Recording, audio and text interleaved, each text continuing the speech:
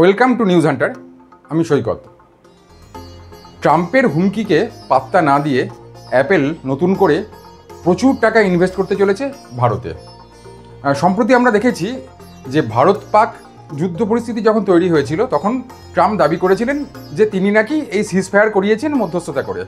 সেক্ষেত্রে ভারত তাকে একেবারেই পাত্তা দেয়নি, একটা লাইনও ট্রাম্প সম্বন্ধে বলা হয়নি কোনো মিডিয়ায়, এবং তাতে মহা চটেছিলেন ট্রাম্প, এবং তার ফলে তিনি বিভিন্ন রকম স্টেপ নেওয়ার চেষ্টা করেন। সেরকম কোনো কিছু না পেরে অবশেষে তিনি অ্যাপেলের সিইও টিম কুককে বলেন যে আমি চাই না তুমি ভারতবর্ষে নতুন করে কোনো ইনভেস্ট করো, ভারতবর্ষে কোনো ব্যবসা করো, তোমার যা ব্যবসা করার তুমি আমেরিকায় করো। সবাই ভেবেছিল যে এরপরে হয়তো অ্যাপেল ভারত থেকে তার ব্যবসা গুটিয়ে নেবে, কারণ তাদের যে প্রেসিডেন্টের কথায় মান্যতা দিয়ে অ্যাপেল হয়তো এখান থেকে ব্যবসা গুটিয়ে নেবে। কিন্তু এ ঠিক উলট পুরাণ। ট্রাম্প এই কথা বলার পর, টিম কুককে বলার পর কয়েকদিনের মধ্যেই অ্যাপেল কিন্তু নতুন করে বিশাল পরিমাণ একটা টাকা ভারতবর্ষে বিনিয়োগ করার কথা বলল, এবং 2-3টে স্টেপে। আমরা যেটা জানতে পাচ্ছি বিভিন্ন সূত্র থেকে, অ্যাপেলের সহযোগী কোম্পানি ফক্সকন উত্তরপ্রদেশে 3,500 কোটি টাকা নতুন করে বিনিয়োগ করছে, এবং নতুন করে একটি ইউনিট তারা এখানে তৈরি করতে চলেছে, এবং তারই সঙ্গে তারা তাদের যে পুরনো ইউনিট সেখানে 12,800 কোটি টাকা নতুনভাবে বিনিয়োগ করছে।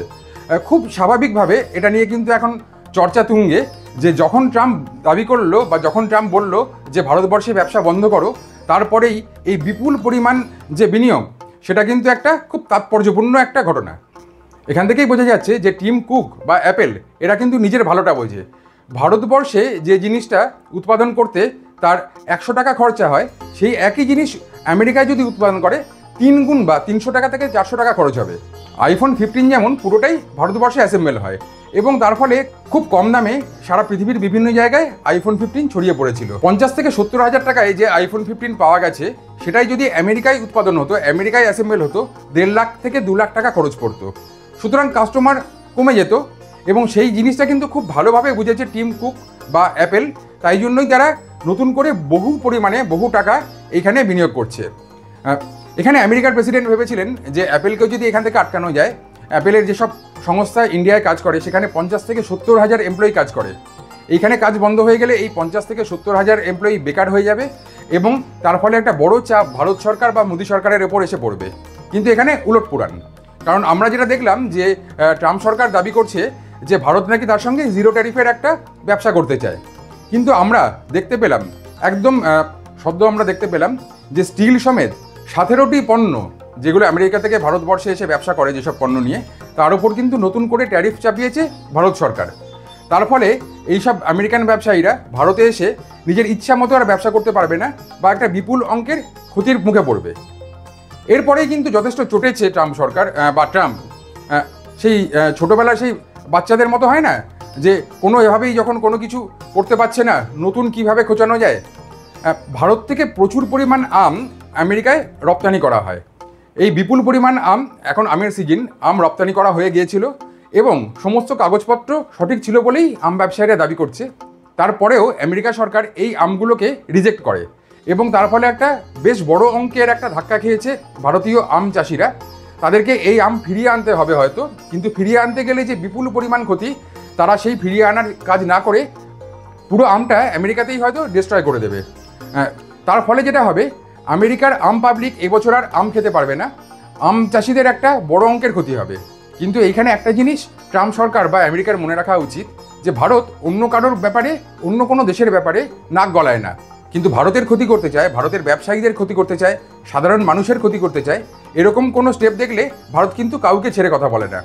রিসেন্ট পাস্টে বিভিন্ন দেশের ক্ষেত্রে, তুর্কি থেকে, পাকিস্তান থেকে, বাংলাদেশ থেকে বিভিন্ন দেশের ক্ষেত্রে কিন্তু আমরা সেই উদাহরণ পেয়েছি, এবং আমেরিকাকেও কিন্তু ভারত বারে বারে বুঝিয়ে দিচ্ছে যে ভারত কোনোভাবেই ছেড়ে দেওয়ার পাত্র না। সে বিভিন্ন জিনিসে নতুন করে ট্যারিফ বসিয়ে হোক, তাদের যে কোম্পানি অ্যাপেল ভারতবর্ষে এসে ব্যবসা করছে, তাদেরকে ট্রাম্প আটকানোর চেষ্টা করার পরেও নতুন করে যে বিনিয়োগ, সেটাই কিন্তু খুব সদার্থক একটা বার্তা দিচ্ছে। এবং অ্যাপেল এটাও দাবি করছে যে আইফোন 17 এখনও মার্কেটে আসেনি, খুব শিগগিরই আসতে চলেছে আইফোন 17, একটি উন্নত প্রযুক্তির একটি ফোন। এবং আইফোন 17 কিন্তু অ্যাপেলের যে ইচ্ছা পুরোটাই তারা ভারত থেকে অ্যাসেম্বল করায়, এবং ভারত থেকে অ্যাসেম্বল করিয়ে খুব কম দামে তারা পৃথিবীর বিভিন্ন জায়গায় ছড়িয়ে দেয় মেড ইন ইন্ডিয়া স্ট্যাম্প দিয়ে। এবং এর ফলে কিন্তু আরও প্রচুর লোকের একটা কর্মসংস্থানের সুযোগ হবে, এবং এখানেও কিন্তু ট্রাম্প একটা বড় ধাক্কা খেয়েছে। সুতরাং বিভিন্নভাবে কিন্তু ট্রাম্পের নাক কাটা যাচ্ছে ভারতের অন্তর্বর্তী বিভিন্ন সমস্যায় নাক গলাতে গিয়ে। এর আগে আমেরিকার ভোটের আগে যখন মোদী সরকার যেচে গিয়ে আমেরিকায় বলেছিল আগলি বার ট্রাম্প সরকার, এরকম আরও বেশ কিছু উক্তি থেকে ট্রাম্পের কোনো জায়গায় মনে হয়েছিল যে ভারত তাদের কাছে সেই অনুগত দাসের মতো হয়ে থাকবে, তারা যা বলবে ভারতকে শুনতে হবে। কিন্তু তারা ভুলে যাচ্ছে 150 কোটির দেশ এই ভারতবর্ষ, তারা কাউকে তোয়াক্কা করে না। সে চীন হোক আমেরিকা হোক, আঁতে ঘা লাগলে ভারতবর্ষ কোনো দেশকে ছেড়ে দেবে না। বিশেষ করে ব্যবসায়িক যে বর্তমান পরিস্থিতি, সেটা এতটাই ভালো জায়গায় আছে যে ট্রাম্প থেকে আরম্ভ করে কোনো কাউকে খুব বেশি পাত্তা দেওয়ার প্রয়োজন নেই, এবং সেটাই কিন্তু হাড়ে হাড়ে টের পেচ্ছে আমেরিকার প্রেসিডেন্ট ডোনাল্ড ট্রাম্প।